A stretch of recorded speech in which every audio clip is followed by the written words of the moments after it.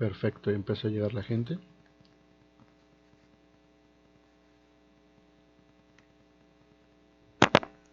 Solo voy a esperar un pequeño tiempecito en lo que llega la demás gente. Ok. Espero y por así que a los espectadores se escuche adecuado, se escuche fluido también.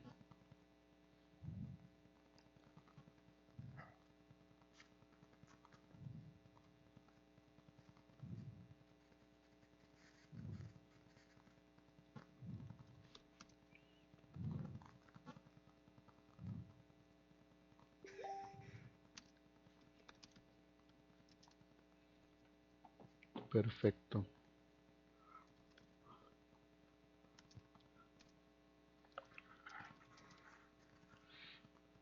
Los espectadores ahora sí que nos están observando, pues comentar que si se escucha bien o si hace falta que algún ajuste o algo, comentarlo también. Ya si se escucha bien, escucha mal.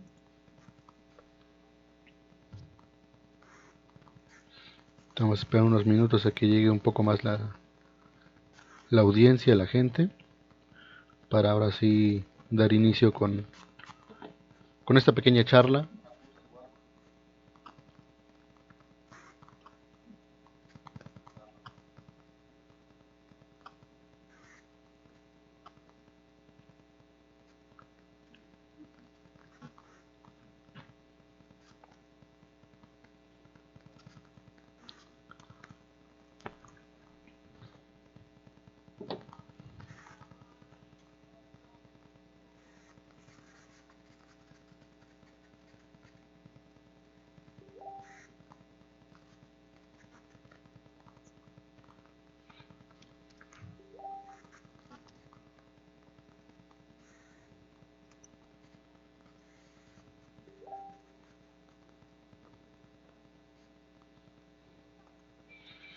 Perfecto, pues ya ahorita llegando la gente por...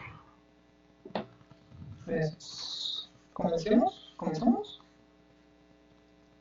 Pues me parece ahora sí lo ideal para no seguir quitando más tiempo a la demás audiencia que nos está escuchando. Ok, muy buenas noches, tengan todos ustedes. El día de hoy comenzaremos este pequeño proyecto, un podcast que haremos semanalmente, si todo va bien, en el cual estaremos hablando de temas diversos que la audiencia pueda llegar a votar. Y bueno, comenzamos. Nuestro tema de hoy es el origen del universo. Ok, muy bien. ¿Qué tal? Buenas noches, audiencia. Mi nombre es bueno, yo soy uno de los que está colaborando en este proyecto del caos y el orden. Es un proyecto un poquito pequeño, estamos iniciando con esta idea de querer compartir con ustedes algo de ciencia, algo que estamos leyendo día tras día, de lo que hemos venido aprendiendo de varias fuentes de información y también de diferentes personas que trabajan en algunos centros de investigación. Entre ellos, cabe mencionar que hay gente que ha asistido a algunos cursos de Simvestab y nos ha compartido muy buena información sobre este tipo de temas tan interesantes que han estado generando mucho interés ahorita en la comunidad científica, que también ha generado un poco de controversia, pero a la vez siguen siendo interesantes porque este tema de la ciencia es un tema que siempre va a tener algunas cosas que van a ser muy controversiales, pero también que va a seguir siendo apasionante. Y algunas personas nos comentan, bueno, ¿por qué la ciencia no lo sabe todo si se supone que está hecha para eso? Para poder encontrar las respuestas a algunas cuestiones, por ejemplo, de nuestro propio cuerpo. Un ejemplo muy rápido que se me ocurre es ¿para qué sirve el apéndice? ¿O qué es la conciencia? Incluso, que son los retos médicos que ahorita la ciencia no ha podido explicar exactamente qué son o qué función tienen. Entonces, la ciencia se trata de esto, de que tú puedas seguir indagando y eso es lo que la hace tan interesante, que no tiene todas las respuestas y que sigue estando ahí, sigue siendo una materia tan retadora que te dice, ven, ven, porque todavía tienes mucho que aprender y eso es algo que nos hace sentir tan interesados en este tipo de temas que a continuación les vamos a compartir.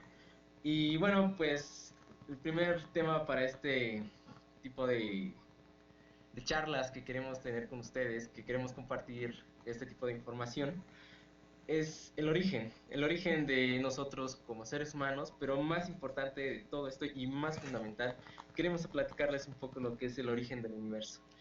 En este caso, el origen del universo, todo el mundo sabe que hay una discrepancia muy canija entre lo que es la teoría religiosa, también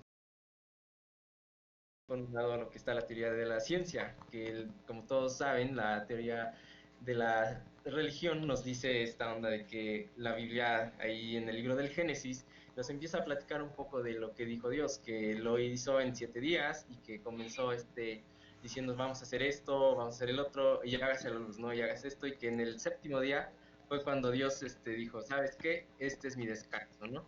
Pero por otro lado tenemos lo que es la teoría del Big Bang. Esta teoría del Big Bang es una teoría muy interesante que ha tenido mucha aceptación entre la comunidad científica y que también tiene muchas interrogantes todavía, o sea, el saber exactamente de dónde se originó el todo. Entre esto hay vamos a llamarlo así, se le llama el principio del todo, que es el principio del tiempo y del espacio-tiempo, que se habla mucho de esto en la teoría de la relatividad general de Albert Einstein. ¿De qué trata esto? Bueno, el principio del tiempo, el principio del todo, nos dice que nuestro origen, nuestro universo, nuestro cosmos, se originó a partir de una singularidad. Y de esto es lo que también quiero hacer un poco de énfasis, que vamos a estar hablando principalmente en dos partes.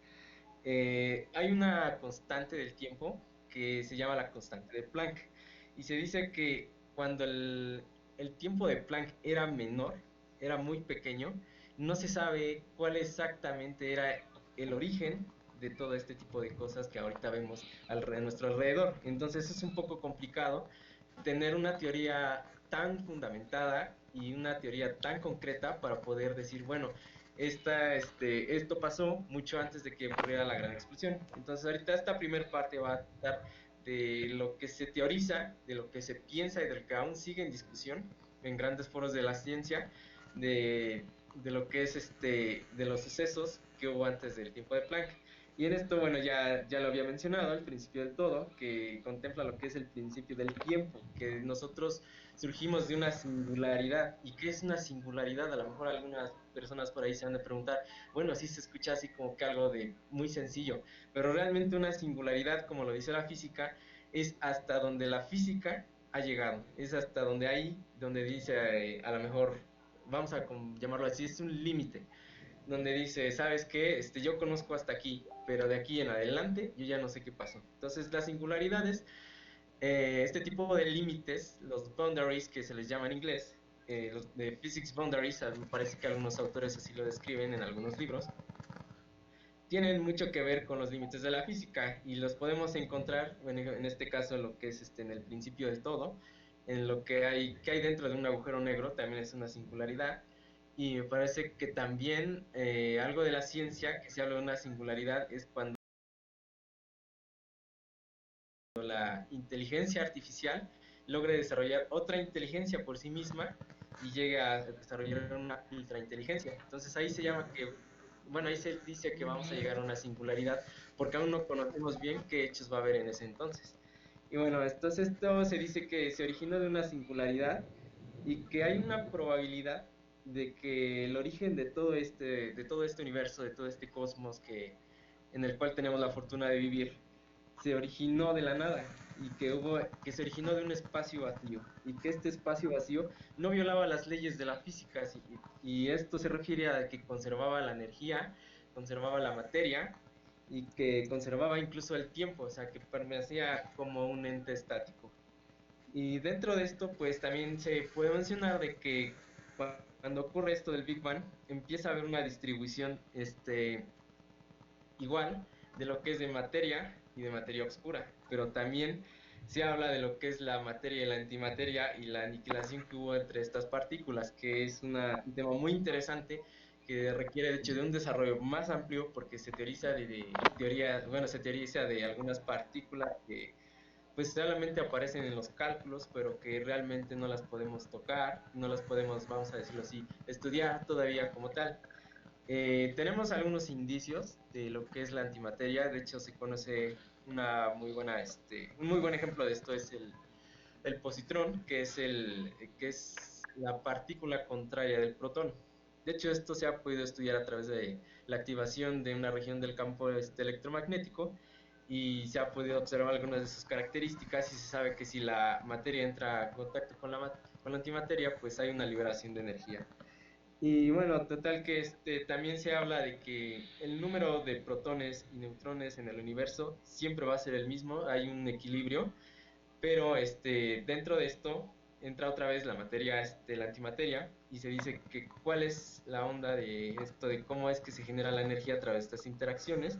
Y también aquí se incluye lo que es parte de la materia oscura, que se dice que por qué hay más materia oscura que materia. Entonces, ¿qué es lo que pasa cuando nosotros en los telescopios más grandes que tenemos en la Tierra, por ejemplo el de Hawái, el que está en Gran Canaria, en España me parece, se dice que hay una cierta distancia entre galaxias y que estas galaxias pues se están separando cada vez más se separan y ahí se dice que entra en función lo que es la materia oscura y que es la responsable de que estas galaxias, ahora sí que nuestro vecindario, se esté alejando cada vez más, hasta llegar a un punto que es el conocido Big Freeze, que es la idea, es la teoría que se tiene actualmente, de que algún día el universo va a llegar tan lejos, va a estar tan separado que ya unas galaxias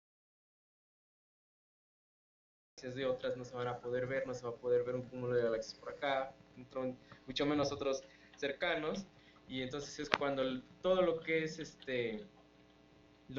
plasma se va a empezar a apagar y todo va a acabar congelado. Entonces ya no va a haber existencia de vida, no va a haber existencia de luz y eso es lo que va a terminar con todo el universo. Entonces de eso trata un poco de lo que es la materia oscura y también de que es un misterio hasta la fecha el poder saber exactamente qué es la materia oscura. Hay algunos experimentos en Canadá, la mayoría están bajo tierra, trabajan con un agua ultra purificada.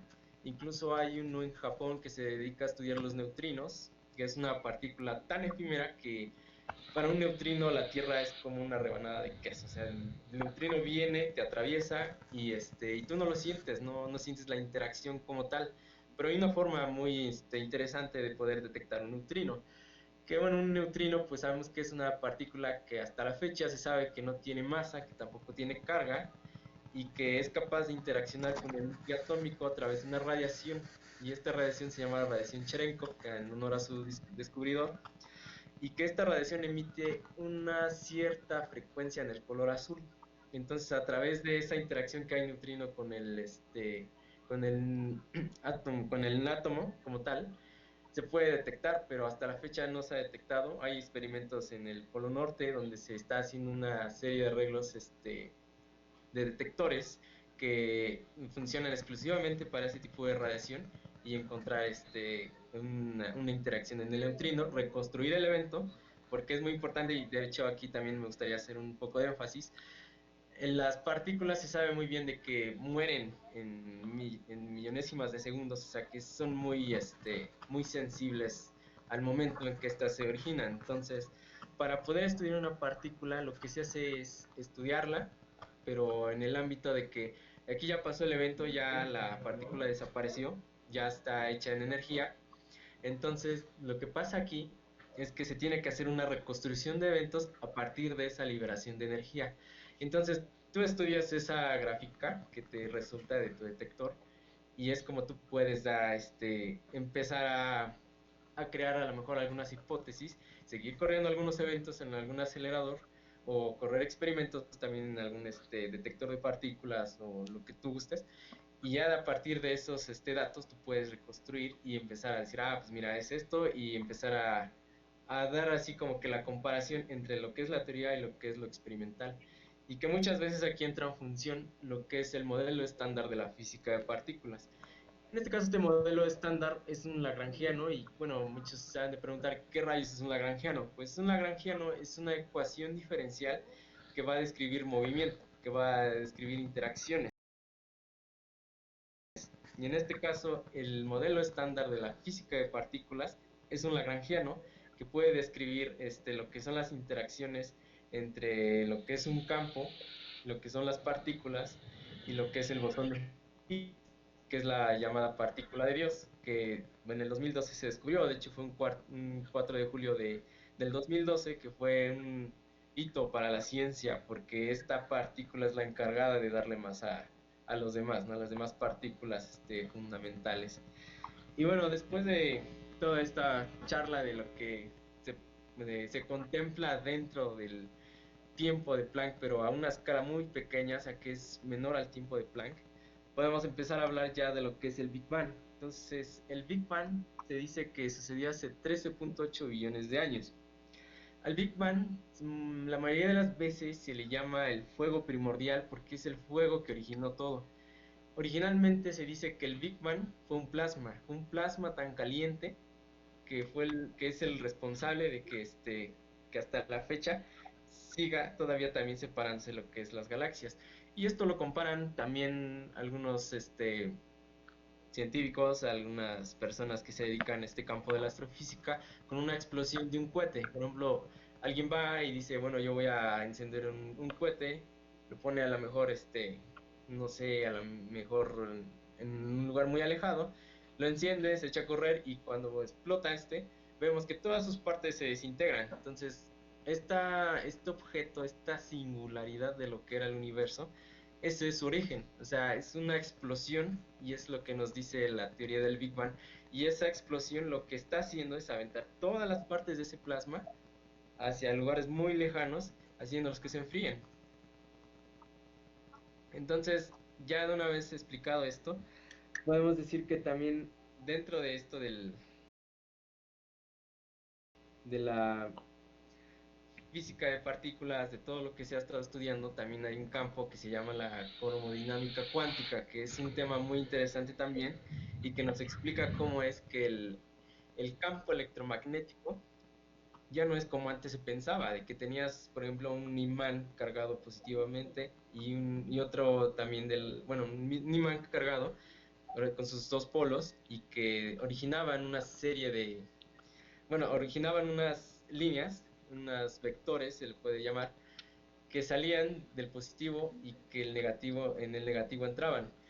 De hecho, lo que trata de explicar lo que es la cromodinámica cuántica es parte de lo del efecto fotoeléctrico, pero también la teoría que yo trataba de explicar, ahorita me perdí un poquito, es lo que es la teoría cuántica de campos. Eso es lo que explica lo que es el campo electromagnético. Y esa teoría cuántica de campos nos dice que el campo electromagnético es realmente uno solo y que lo podemos imaginar como una gelatina así en todo el universo, pero esta gelatina es donde tú te puedes desplazar. ¿Y cómo la vas a activar? ¿Cómo vas a activar ese campo electromagnético? ¿Cómo lo vas a activar más bien en una pequeña región? Teniendo un imán. O lo que hacían los antiguos, agarrar y frotar un pedazo de brea y ya tenías un poco de magnetismo. Tú lo puedes, incluso es un experimento que tú lo puedes hacer. Puedes tomar un globo y frotártelo en la cabeza, ¿no? El experimento que nos enseñaban en la primaria. Y poner una serie de papelitos ahí, una bolita de papelitos cortados, así a lo mejor con la mano, con las tijeras, y se empiezan a atraer. Entonces, eso es una atracción del campo electromagnético. Entonces, eso es lo que nos dice la teoría de campos cuánticos. Y la cromodinámica cuántica también nos dice la interacción de la luz con la materia, pero eso ya es como que un tema un poquito aparte porque requiere más tiempo, pero ahorita estamos más enfocándonos al origen del universo. Bueno, retomando lo que nuestro compañero nos está diciendo, el universo es el todo. Lo que conocemos es prácticamente desde lo que tiene registro la historia, que en este caso la teoría más famosa, como vienen diciendo, es el Big Bang, la teoría más famosa, también llamada la gran explosión. Todo se originó de ahí, ¿no? todo lo que conocemos, todo lo que observamos, todo lo que estamos por observar, está dentro de este universo, ¿no? El universo se compone primordialmente de materia oscura, de la materia como la conocemos, de energía como la conocemos, y energía oscura. En este caso, la energía y la materia oscura aún no podemos lograr verla, ya que pues aún no tenemos los mecanismos o la ciencia para poder lograr verlo, pero esta ciencia, esta materia, esta energía es de lo que se compone el universo. Prácticamente hay sumados dan el 80% de lo que se compone el universo aproximadamente. El otro es lo que conocemos, lo que es visible, lo que podemos ver, ya sea planetas, galaxias, todo lo que se puede observar. Ahora, en el universo, como podemos observar, como hemos visto, hay centros de investigaciones en la Tierra. Por ejemplo, en este caso la NASA tiene satélites, el mundo tiene satélites que pueden lograr observar lo que hay más allá de nuestro sistema solar. En nuestro sistema solar, pues ya, ¿no? Todos conocemos de que está compuesto de 9 planetas y el Sol, nuestro astro rey, que es una estrella. Todas las estrellas que vemos en el cielo nocturno son un Sol. No son del mismo tamaño que el Sol, varían, y estas se encuentran a distancias enormes. Se les calcula como año luz. Entonces pueden estar a millones y millones de años luz. La estrella más cercana a nosotros está a 4.5 años luz. Y bueno, un año luz es una barbaridad de tiempo. Estamos hablando de millones de años terrestres normales.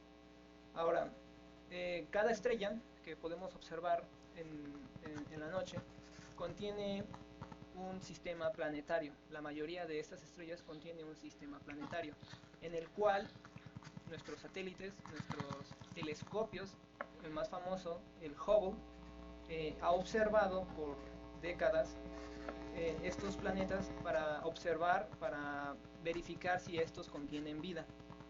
Pero aquí viene otro problema: la distancia a la que nos encontramos. Un planeta potencialmente habitable, dígase, está a 33 años luz, ¿no? Algo corto comparado al tamaño del universo.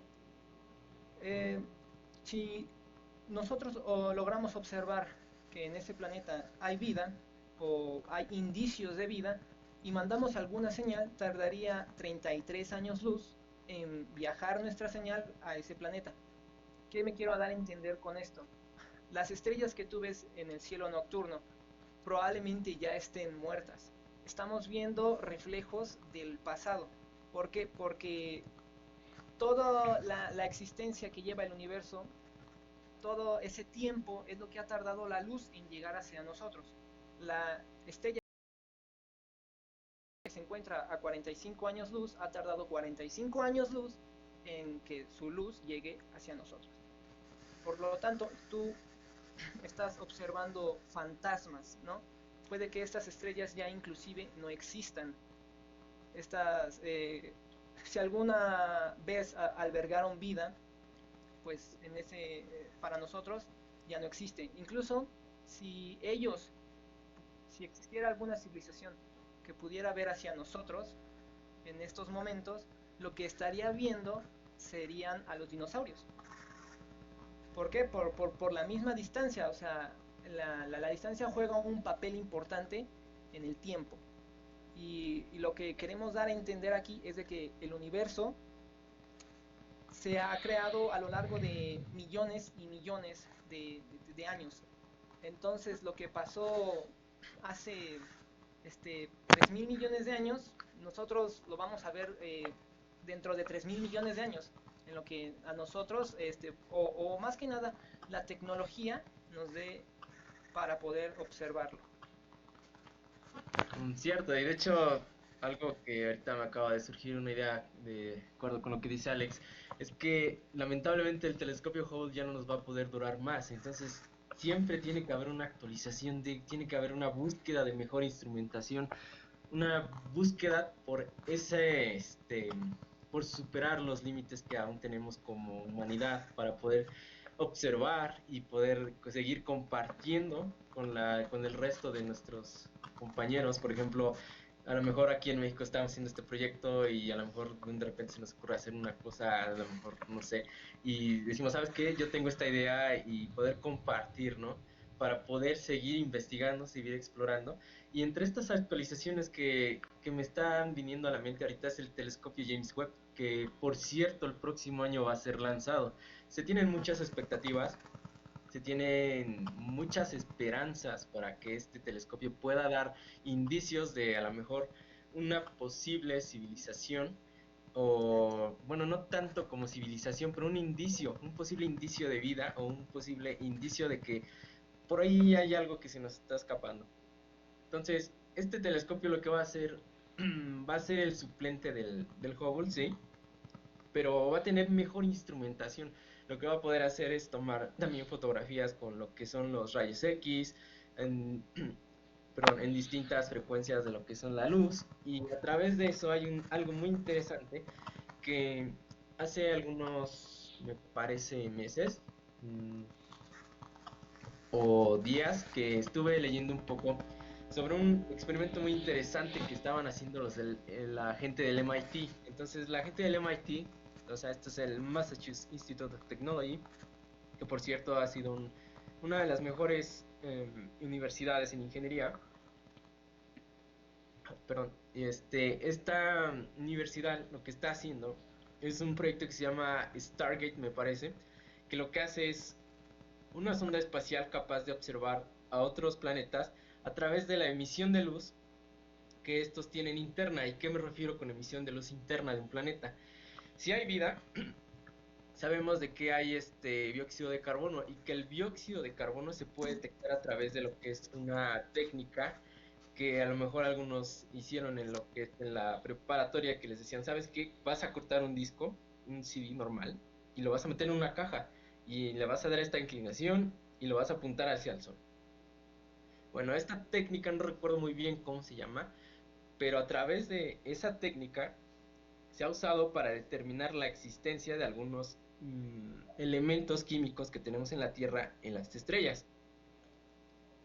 Entonces, esta técnica también se va a utilizar porque el dióxido de carbono también tiene una frecuencia, vamos a decirlo así, que emite a través de luz. Entonces, con esta frecuencia que brilla estos componentes esenciales para la vida, va a ser posible detectarlas a través de la observación directa a la atmósfera de cierto exoplaneta.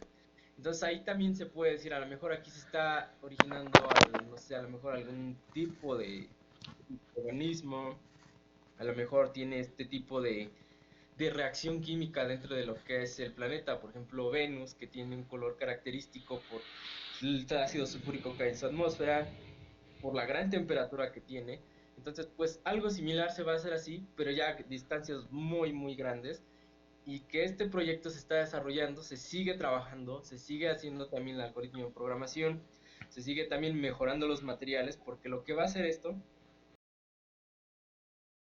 es que va a tender como una, vamos a llamarlo así, es un mal ejemplo, pero es como una sombrilla hecha de un material que no deja pasar nada, pero absolutamente nada de luz, o sea, crea un oscuro total detrás de él.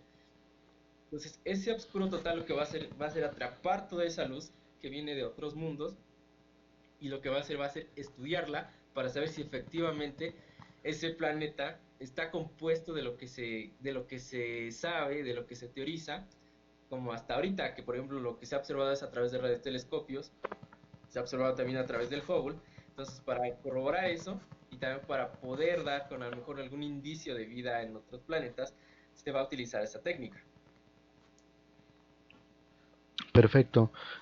Bueno, lo que comentaba sobre el universo y lo que comentaba también nuestro compañero Alex, no olvidemos también que todo esto, conocimientos y todo esa nueva tecnología que hemos llegado a sostener el universo, podemos llegar a observar.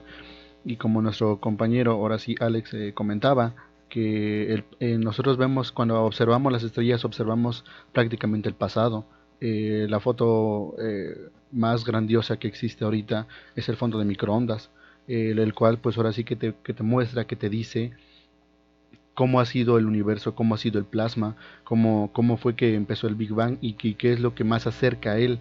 Existen demasiadas teorías y hay cosas que sustentan toda esta teoría que es prácticamente muy aceptada entre los científicos, los astrofísicos también.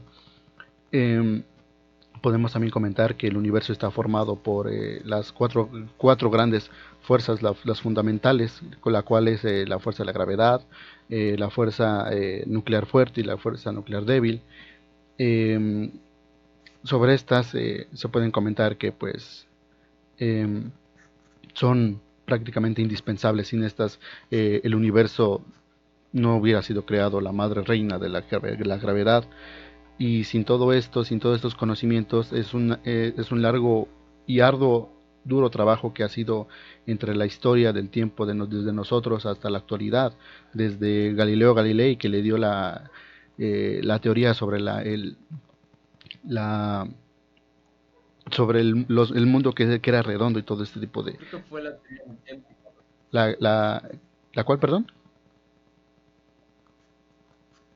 La teoría heliocéntrica, me parece. Ajá, me parece que sí es esa.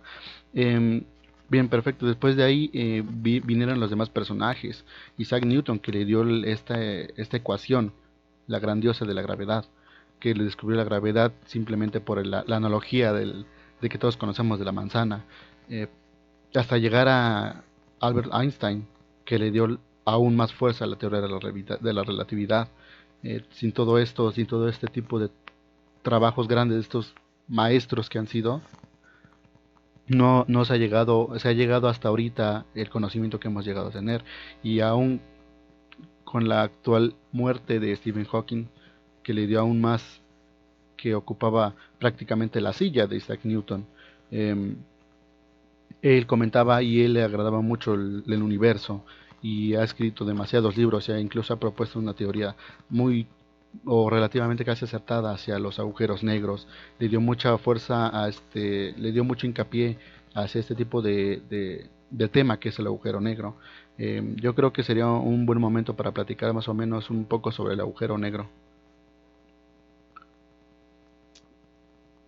Ah, Ahora, bueno, bueno, sí es, bueno, perdón, antes de que se me olvide, sí, es muy cierto eso, de que todos estos avances pues nos llevan, ¿no?, a una, a el fin que se busca, ¿no?, ampliar el conocimiento, salir más allá de los horizontes de lo que se tiene actualmente, pero también lo que es importante es saber que nunca vamos a poder llegar a conocer todo, sino que siempre va a haber algo que va a estar más allá y que pues a lo mejor en su momento no es posible alcanzar, ¿no? Pero esperemos que a lo mejor pues en lo que nos queda a lo mejor vamos a decirlo, de tiempo como humanidad, porque se sabe que no estamos exentos de peligros allá. Bueno, en cualquier momento nos puede pasar lo del dinosaurio. Las políticas de aquí de nuestros líderes pues a veces no son tan buenas. Entonces pues esperemos que algún día la gente, las personas que nos rodean, yo creo que están empezando a mirar a través de este proyecto a la ciencia como una herramienta que puede ayudar al progreso de la humanidad, pero también a llegar a un acuerdo entre naciones para poder seguir investigando, porque desarrollar un proyecto como el James Webb no es nada barato. Entonces, pues siempre hay que seguir luchando, siempre hay que seguir saliendo adelante y a veces con esta idea yo me levanto en las mañanas. Yo creo que hay que seguir esta pauta de la ciencia, no hay que dejarla morir, a pesar de que ahorita la guerra es económica, es muy fuerte, pero pues hay que seguir creyendo en de que esto que estamos desarrollando ahorita, con lo que estamos soñando, hay que seguirlo, hay que seguirlo, hay que pelear por él para poder decirle a lo mejor en un futuro, a lo mejor, no sé, 3, 4 generaciones después de nosotros, que digan, ah, pues es que mis ancestros se preocuparon por esto. Eso es algo bonito y si lo piensan, la luz de las estrellas es como una fotografía. Muchas veces hay pues hay luces tenues que vemos en el cielo, hay luces más fuertes, a lo que le llaman los luceros. Entonces, esta luz siempre va a estar viajando a través del espacio. De hecho, el espacio no está vacío, siempre hay algo ahí. Pero para lograr un vacío como tal está muy canijo todavía, es algo que es casi imposible de imaginar. Pero bueno, esta luz de las estrellas es como una fotografía. ¿Por qué? Porque, como lo decían anteriormente, esta estrella probablemente ya esté muerta ahorita que la estamos observando, que estamos estudiando esa luz, todo eso. Y a veces me lo atrevo a comparar con una fotografía, porque es una forma de atrapar luz. Entonces la luz de una fotografía te llega, te la puedes imprimir. Y también es como ver fantasmas, porque cuando tú te retratas, por ejemplo, con parientes de que ya no están contigo, pues ahí estás en esa foto. Y lo mismo pasa con las estrellas, cuando le toman, por ejemplo, esta onda de cuando las clasifican y todo esto, es también una fotografía. Entonces, pienso de que a pesar de que las estrellas mueren y la luz sigue viajando, lo mismo pasa con una fotografía. Aunque ya esas personas ya no están aquí, siento que aún así con tu luz te siguen bendiciendo. Entonces te siguen iluminando tu camino. Entonces, por eso digo, las estrellas también son parte de donde venimos y hacia donde eventualmente vamos a regresar, porque también es nuestro origen. Ya que después del Big Bang, lo que ha sucedido es que cuando tenía una edad de, me parece, 3.800 millones de años, o miles de años, no recuerdo muy bien la escala, se dice que después de este enfriamiento que hubo de esta gran explosión, el universo se hizo transparente, entró en una fase de transparencia para después dar origen a las primeras estrellas. Empezaron a condensar los primeros elementos que se formaron, los más comunes. Entre esos está el hidrógeno y me parece el nitrógeno también, o es otro elemento creo que menos con menos pesado que el nitrógeno, me parece. Entonces empezaron a agrupar, se hicieron las primeras estrellas y estas se les llamó las protoestrellas. Y estas protoestrellas empezaron a dar lo que es la fusión nuclear, empezaron a fusionar todos los elementos de los que estaban hechas y empezaron a fabricar los primeros indicios de carbono. Entonces el carbono sabemos que es el número 6 en la tabla periódica y me parece que el número atómico nos dice el número de protones y neutrones que tiene en su núcleo. Entonces a través de esta fusión se empezaron a dar origen a este tipo de elementos para posteriormente cuando la estrella empieza a morir, entonces sabemos que estalla, ¿no?, en lo que es una supernova, incluso si es muy densa en una hipernova o llega a ser un agujero negro como lo comentan. Entonces a través de estas reacciones tan violentas de lo que es en el universo, perdón, de este universo que se llama de altas energías, se ha dado origen también a los elementos más pesados, entre estos el hierro, el oro, el titanio, que se han empezado a distribuir a través de lo que es el cosmos. Entonces de ahí empieza también a hablarse de lo que es la teoría de la nucleosíntesis, que esta teoría de la nucleosíntesis nos dice que los elementos más pesados fueron cocinados en el interior de las estrellas. Entonces de ahí es también parte de nuestro origen, parte del origen del cosmos, que se ha explicado porque se ha observado a través de estas técnicas que yo decía de la detección de los colores, de las longitudes de onda que transmiten los elementos. Se ha podido estudiar y se ha podido teorizar eso, y creo que hasta se ha comprobado de que elementos que son de origen sintético, o que se pensaban que eran de origen sintético, entre esos me parece el tecnecio, se ha observado que se ha generado en la fusión de las estrellas. Entonces, pues es algo muy interesante todavía, y que aparte de que también esta charla nos da pauta a hablar de los estados de la materia, que no nada más son 3 o 4, como se decía, el sólido, líquido, gaseoso y plasma. De hecho, el plasma está en todas partes y el plasma es el origen del todo. Entonces, el plasma no debería ser considerado el cuarto, sino debería ser considerado el primero, porque es el que originó los siguientes.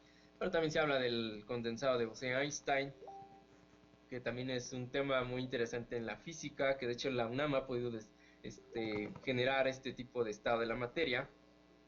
Se habla de lo que es la materia condensada suave.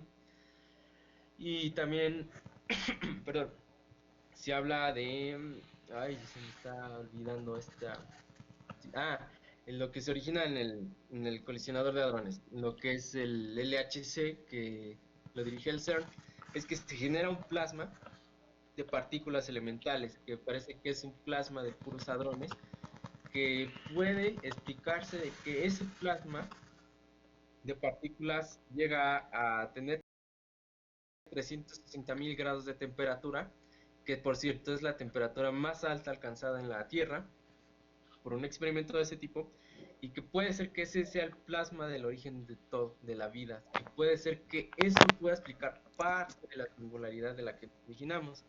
Pero también otra cosa que es importante mencionar, de acuerdo con los agujeros negros, es que estos siempre van a mantener el control de lo que gira alrededor de ellos. Entonces, este agujero negro bueno, es un cuerpo que la teoría de la relatividad de Einstein predijo junto con las ondas gravitacionales y otros dos objetos que ahorita no recuerdo. Pero de un agujero negro siempre va a haber tipos, hay unos supermasivos que son unas cosas tremendas que están en el centro de una galaxia también muy grande y que mantiene todo lo que es el cúmulo de gas, de estrellas, de todo lo que hay alrededor del girando y lo mantiene cerca para que no se enfríe y pues vamos a decirlo así, las estrellas se apaguen. Bueno, como, bueno, quiero indagar en una pregunta. Eh, Sabemos que los elementos de la tabla periódica son, o prácticamente es lo que está compuesto nuestro universo. Ujú. Desde cómo se crearon las estrellas con helio, hidrógeno, la concentración de estos gases para formar las estrellas, la explosión del Big Bang, ¿no? Que fue lo que empezó a originar estos elementos. ¿Qué hubo antes del universo? ¿Qué era lo que había antes? En teoría, prácticamente, ¿qué era lo que había antes? Si hubo algo, ¿qué pasó con él? ¿Qué fue lo que dio a causa nuestro universo que creara? De hecho, esa es una pregunta muy interesante y ya había hablado un poco de eso, de que se tienen solamente puras teorías, que es la singularidad de la que venimos todos, o sea, es lo que no puede explicar aún la física porque está fuera de sus límites. Entonces, esta singularidad es de que habla de que todo lo que es el espacio-tiempo se originó a través de un solo cuerpo, o más bien del vacío, de un espacio vacío, que no violaba las leyes de la física. ¿Y esto qué quiere decir? De que conservaba energía, conservaba la materia y que estaba dentro de las leyes que ahorita nosotros conocemos.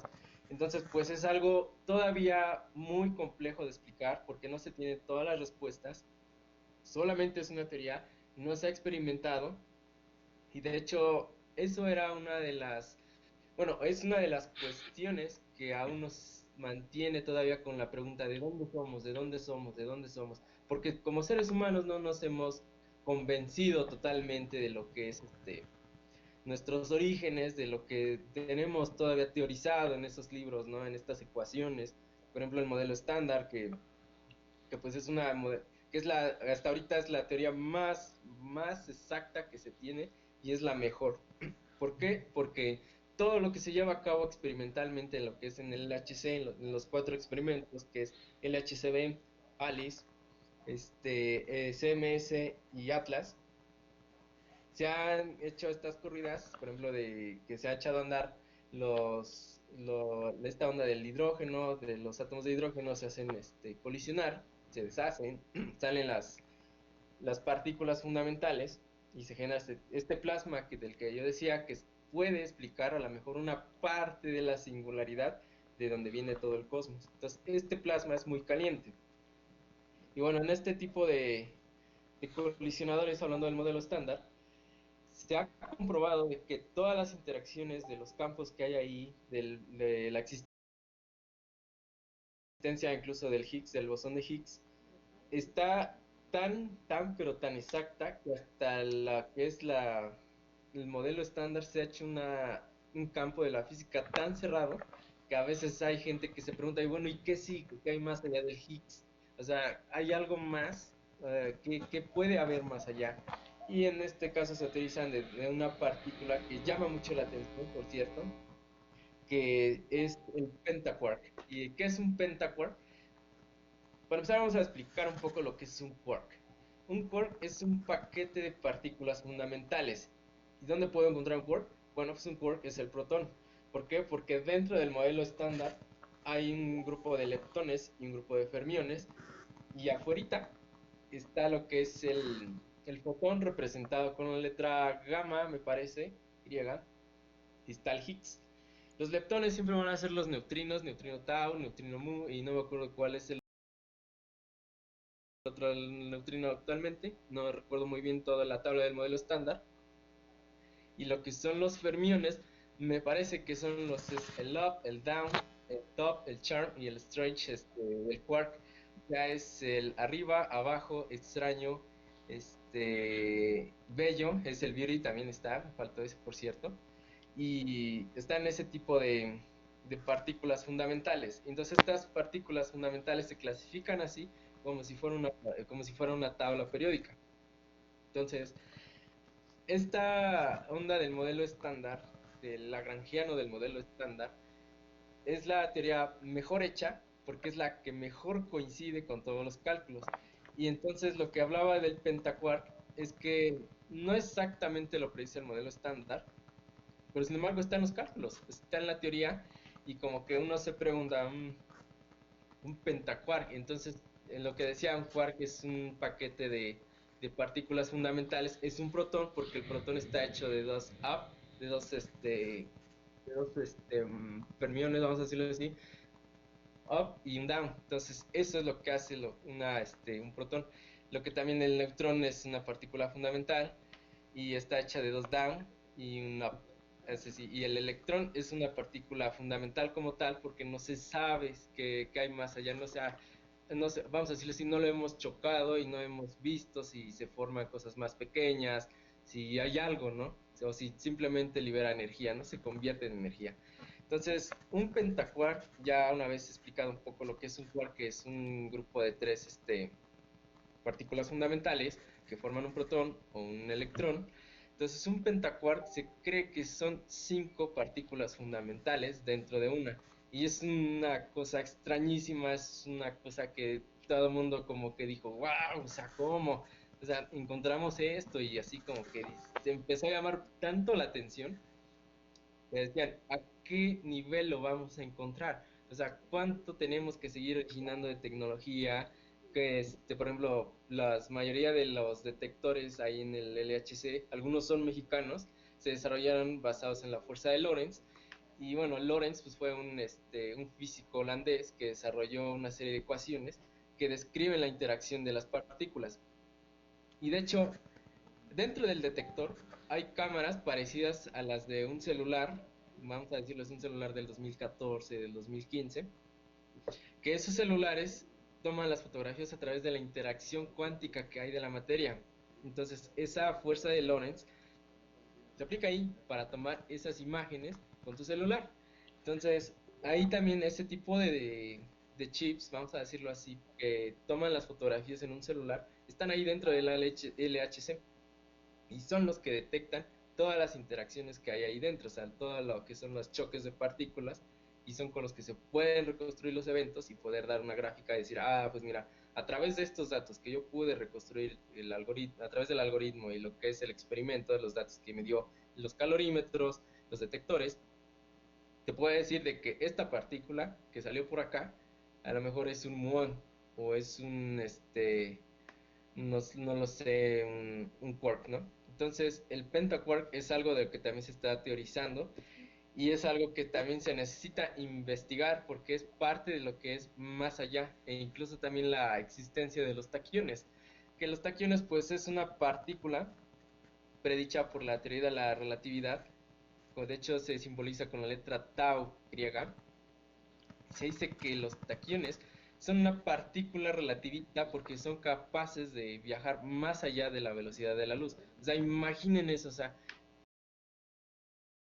para detectar algo tan veloz está como que dices, híjoles, está súper difícil, ¿no? O sea, como que te pones a pensar y dices, bueno, si todas estas cosas tan pequeñas hacen este tipo de cosas, que los quarks, por ejemplo, que el protón, y ya después vemos la interacción, ¿no? Que hace el átomo de hidrógeno. Entonces dice, si venimos de estas cosas tan pequeñas, ¿cómo es posible que se haya hecho algo tan grande? Y entonces siempre hay esa duda de qué es lo más fundamental más allá de la física de partículas. Y en este caso también entra lo que es la teoría cuántica de campos, que nos dice, sí, lo más fundamental es la energía. Y es lo que hace rato comentaba, de que con el ejemplo del campo electromagnético, cómo se activa una región de este a través de un imán, en un imán humano, una brújula incluso es una activación del campo electromagnético, que es como una gelatina, donde tú puedes interactuar, donde tú puedes correr, brincar, no sé, hacer diferentes actividades, ¿no? Entonces, lo que nos dice la teoría cuántica de campos es que algo más fundamental de las partículas elementales es la energía como tal, ya empieza lo que es la interacción débil fuerte, pero lo que también no explica el modelo estándar de la física de partículas es la gravedad. Es todavía un misterio muy grande para la ciencia saber exactamente qué es la gravedad, o sea, qué clase de interacción. ¿Por qué? Porque el modelo estándar predijo la teoría de otras partículas fundamentales, que es el muón, que es se encarga de la interacción fuerte, y es el gluón, que creo que es el de la interacción débil, y también lo que es el fotón, que es lo que pertenece a lo que es la electrodinámica. Pero, ¿dónde está la gravedad? Entonces, es la última fuerza que no se puede explicar todavía como tal, que es lo que mantiene nuestros pies unidos a la tierra y puede darse el lujo de permitirnos brincar y seguir ahora sí que seguir nuestro paso, caminar, todo eso, cosa que con la interacción fuerte no se puede y con la interacción débil mucho menos. Entonces es una cuestión un poco complicada explicar todavía la gravedad, que es un gran misterio y que incluso hay gente que se ha atrevido a decir, ¿sabes qué? Es que hay una posible partícula para la gravedad.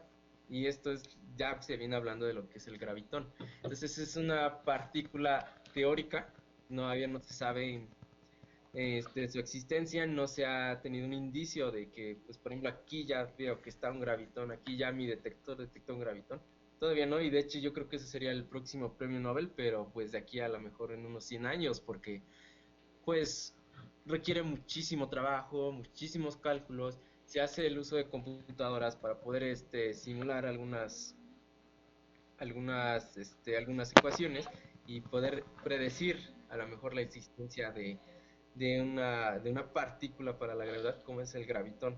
Entonces también ahí tiene que ver la teoría de la supersimetría y bueno, un sinfín de cosas incluso un espacio de 1 hora, incluso si quieren 5 horas no alcanza, porque es una teoría que se tiene que explicar detalladamente hasta dar ya lo que es el modelo estándar de la física de partículas. Es el lagrangiano no tan exacto que se tiene y que es la teoría pero más exacta que se tiene actualmente. Entonces imaginen ese nivel de exactitud logrado por la humanidad. Es algo que tú lo empiezas a analizar y dices, wow, yo me siento orgulloso de estar entre todos estos cuates, ¿no? De que están teorizando esto y aparte de estar estar entre esta generación que está viendo nacer bueno, que está viendo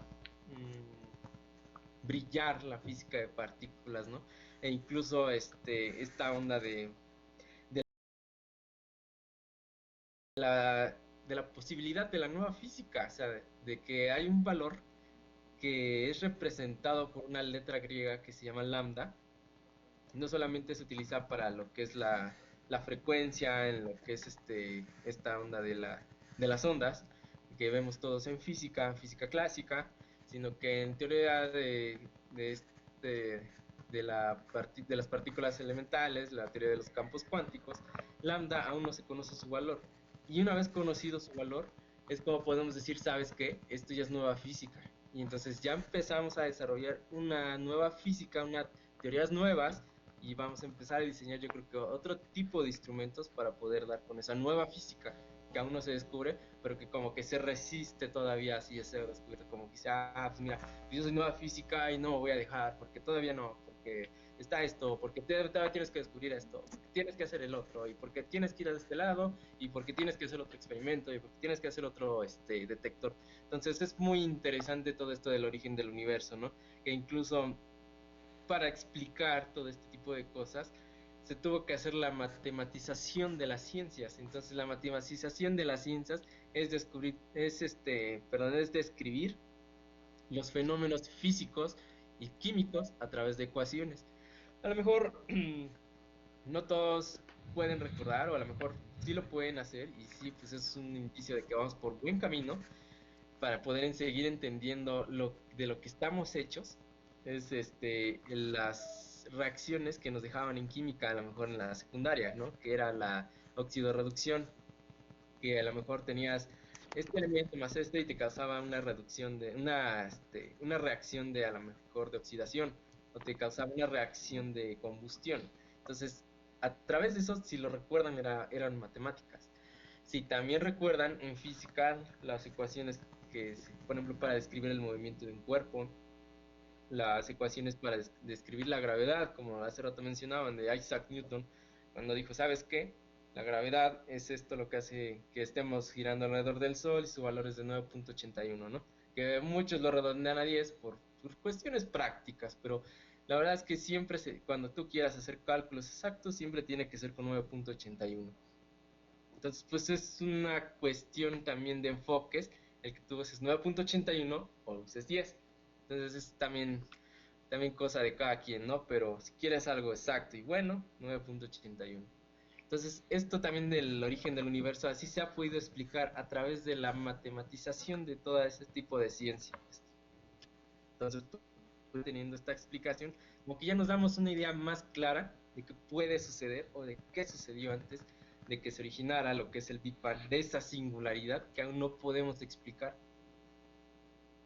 Y fíjate que es algo curioso, o sea, que lo que tú comentas, todo esto tipo de ciencias, de estudios que llegan a un solo fin, el único fin de, de saber qué es lo que pasó en el pasado o qué fue lo que exactamente el hecho del que por qué estamos aquí. Engloba demasiadas ciencias, demasiados estudios, la religión, la física, la astronomía, la química, las matemáticas, la base de todo. Y aquí hay un comentario que, bueno, nos comentan aquí que es que el ser humano no está preparado para comprender nuestro punto de origen. Es algo curioso porque si uno se pone a pensar el hecho de que nos preguntemos el por qué estamos aquí, eh, lleva y conlleva demasiados estudios y cuestiones hacia el pasado. Por ejemplo, la filosofía fue la que le dio el hincapié desde el principio de la historia. Los primeros pensadores, los primeros filósofos, los cuales estaban casi tachados por ser herejes incluso de la iglesia en la Edad Media, los grandes pensadores y filósofos de ese tipo de época, cómo los condenaron, algunos hasta se escondían para tratar de descubrir algo nuevo, algo diferente. Por ejemplo, las grandes teorías de la filosofía, la clásica, la neoclásica, lo que nos hablaban, lo que en sí nos hablaban del origen, qué es lo que nos ha creado, qué es lo que en sí, a qué llegamos en esta vida. Hay diferentes puntos de vista, tanto religiosos, escépticos, neutros, que nos hacen, pues sí, pensar en sí realmente por qué estamos aquí. Y el hecho de esto es de que a mi punto de opinión es el hecho de que todo este estudio que llevamos miles de años es en este tipo de cuestiones, por el hecho simplemente de que el que estemos aquí y el por qué estamos aquí. Eh, Algo que tú nos quieres comentar sobre la filosofía y más que nada el tipo de pensamiento que lleva cada persona, porque obviamente no todas las personas pensamos lo mismo y ni actuamos diferente. También juega un papel muy importante la psicología, el entendimiento humano, la comprensión. Eh, y cada quien es portador del tipo de estudio al que quiere en sí enfocarse. Hay muchas áreas en las que especializarse prácticamente, pero en sí lo que nos rige a nosotros mismos es la ciencia. Cualquier cosa que nosotros estudiemos, investiguemos o nos llame la atención va arraigada a un mismo fin, que es la ciencia. Algo que tú nos quieras ahora sí que compartir Sí. sobre la filosofía, ya sea Alex o ahora sí tú, Jorge. Ok, bueno, pues de hecho sí tengo algunas ideas ahorita en mi cabeza. Algo de la filosofía. De hecho es un campo que a mí me apasiona mucho. Es una rama de esta ciencia que a lo mejor muchos consideran innecesaria, pero muy por el contrario, es muy necesaria. ¿Por qué es muy necesaria? Porque a través de este tipo de pensamiento, a través de estos autores, entre los más importantes de ellos conocemos a Aristóteles, a Platón, a Thomas Hobbes, a René Descartes, a este personaje, a Friedrich Nietzsche, a Jean-Paul Sartre y Simone de Beauvoir. Entonces, este tipo de personas aportaron algo muy interesante, algo de lo que muy pocos se preguntaban, o sea, ¿qué estoy yo haciendo acá? Pero principalmente hablando de este tipo de temas, del origen del universo, esas preguntas se originaron y dieron origen a una rama muy importante de la filosofía, que es la ontología. Entonces, la ontología se encarga de un estudio del yo, de mi origen del yo, o sea, yo soy yo y qué estoy haciendo aquí, o sea, a qué me voy a dedicar, o sea, qué es lo que hace que este yo sea, vamos a decirlo así, único entre distintos humanos, porque como tú bien has dicho, el humano tiene distintas formas de pensar. A lo mejor está en una situación, piensa en esto, está en otra, piensa en esto, pero no es lo mismo que piensa a lo mejor mi hermano o a lo mejor mi vecino, ¿no? Entonces, esta rama de la filosofía estudia eso, o sea, el pensamiento interior de uno mismo y el uno como la unidad, o sea, el humano como unidad de esta onda, ¿no? Del universo, de la sociedad y todas estas cosas. Entonces, la ontología siempre se ha hecho estas preguntas como ¿qué es lo que me hace ser yo? ¿Y hacia dónde voy yo? Pero también de dónde vengo, hacia dónde voy, cuál es mi verdadero origen y cuál es mi función dentro de una sociedad. Entonces, este tipo de preguntas ontológicas son las que también han hecho de que el hombre salga a explorar, salga a investigar y que no dejan que el espíritu humano se muera, sino que vas y ahora sí que investigas, indagas. Algo que nos dice René Descartes es que pregúntate por todo lo que hay alrededor. Nada está, vamos a decirlo así, hecho, nada está confirmado, porque siempre va a haber un cambio, siempre va a haber un cambio. Y esta serie de cambios es lo que ha hecho este mundo interesante, es lo que lo ha hecho complejo, pero también muy, muy interesante y un campo de estudio. Y es lo que yo alguna vez compartía en una charla, de que el universo es un lugar para mejorar el lugar, el arte de pensar. Y si bien lo es, ¿por qué? Porque te sientas a lo mejor en un rato libre, que tienes un rato de ocio y empiezas a preguntarte, bueno, ¿y qué va a ser de mi vida en 5 años, ¿no? Y aquí empieza la cuestión de que te dicen, pues es que tienes que hacer un plan de vida, tienes que hacer esto, tienes que hacer el otro, ¿no? Entonces, la ontología se encarga de este estudio, ¿no? De este tipo de preguntas.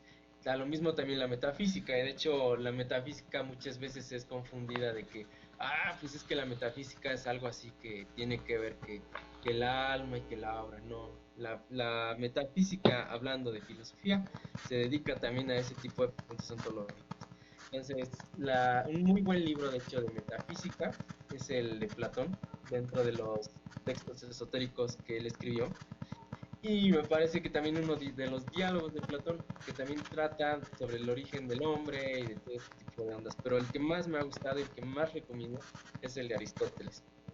Aristóteles tiene un estudio muy profundo del hombre como el centro del universo, vamos a decirlo así. No es un muy buen ejemplo, pero que estudia todo cómo es que se desarrolla, cómo es que inventó la sociedad, cómo es que hizo esta cosa, cómo es que empezó a querer hacer algo con lo que tenía a su alrededor, ¿no? Entonces es muy interesante esta parte de la filosofía. También requiere más tiempo, requiere más, más estudio, por cierto, Y esto de la metafísica y la ontología es muy interesante para poder empezar a comprender lo que nos rodea y de lo que estamos hechos, porque un humano como tal no es nada más un ser viviente, un animal como algunos lo han clasificado, sino que un humano es lo que hace su carácter del humano, lo que lo hace con esa esencia de humano es la serie de situaciones que ha vivido a través de su vida y lo ha hecho de que adquiera ciertos valores, ciertas actitudes y reaccione de alguna manera ante alguna situación. Entonces es muy interesante esta parte de la metafísica. Y esta parte de la metafísica fue lo que también hizo que mucha gente empezara a dudar de lo que son los dogmas religiosos, así como que dicen, bueno, ¿y será cierto de que Dios creó a Adán y Eva y que Dios agarró la costilla de Adán y de ahí hizo a la mujer? Así como que dices, vaya, o sea, no está como que tan bien fundamentado. Muchos empezaban a preguntar. Y lo que mencionabas, que algunos autores de filosofía fueron perseguidos y fueron incluso condenados a la hoguera. Entre esos está Bruno Giordano, uno de los condenados a la hoguera, porque daba críticas muy buenas a la iglesia. El libro de Thomas Hobbes, de hecho, el Leviatán, ya alguna ocasión charlábamos sobre esto, y su famosa frase de que el hombre es un lobo para el hombre es un lobo para el hombre. También ya charlamos un poco de ese significado de esa frase. Pues su libro fue publicado, me parece que en 1661, y de hecho para esa fecha de publicación algunos de sus biógrafos de Thomas Hobbes de esa época nos dicen de que ya había 3 versiones en el mercado. 2 eran piratas, una era la de Thomas Hobbes. ¿Y por qué? Porque todo ese estudio que él hizo y que describe a la iglesia como un mediador para los gobiernos, para poder calmar alguna situación de riesgo y que llegue la iglesia y que, por ejemplo, haga esto, el otro, así, cosas así, ¿no? Ya ustedes saben. Este, pues todo este tipo de estudios no le cayó bien al Vaticano y empezó a moverse políticamente para que se prohibiera la reimpresión de ese libro. Entonces, por eso mismo había 2 copias más para para el libro de Thomas Hobbes, que incluso para 1670, no me acuerdo muy bien, ya se hablaba de que el libro de Thomas Hobbes ya había corrompido a la burguesa inglesa, a la burguesía inglesa, y no, perdón, a la burguesía inglesa, y que pues ya se empezaba a como que agitar esta onda de la sociedad. Entonces, sí hubo muchos autores condenados, incluso ahí por el clero, que incluso creo que a Galileo, o no, creo que fue a Copérnico, que le hicieron que se retractara de su teoría geocéntrica en frente de una corte que estaba constituida principalmente por gente de clero. Entonces sí es un poco lamentable de que este tipo de situaciones se hayan dado en la historia, pero que también enseñan mucho, de que te enseñan a ser perseverante y que nunca dejes de creer en que siempre va a haber algo más allá, siempre va a haber algo más allá de los límites conocidos. Entonces es una parte ahorita de lo que se me ocurre de la filosofía. Perfecto, pues es buen comentario y pues sí, prácticamente es lo que la filosofía es lo que pues, le dio hincapié y le dio ahora sí que la forma a toda la ciencia, los grandes pensadores, los grandes personajes que hemos tenido a lo largo de todo este tiempo. eh, pues yo creo que es buen momento para terminar esta charla, esta plática. Yo creo que es para mí al menos se me fue pues rápida esta plática. Ya estamos a 1 hora, casi 9 minutos. Yo creo que es buen tiempo para pues despedirnos. Y pues ahora sí que les damos muchas gracias a los que se unieron en esta bella charla. Y esperemos que en la siguiente emisión eh, que nos puedan acompañar también. Y que pues si les gustó este tipo de pláticas, que los compartan, que compartan nuestro tipo de esfuerzo que hacemos también en dedicamos tiempo y también mucho estudio en este tipo de temas. Nos gustaría especialmente que compartieran y que valoren nuestro esfuerzo también que realizamos.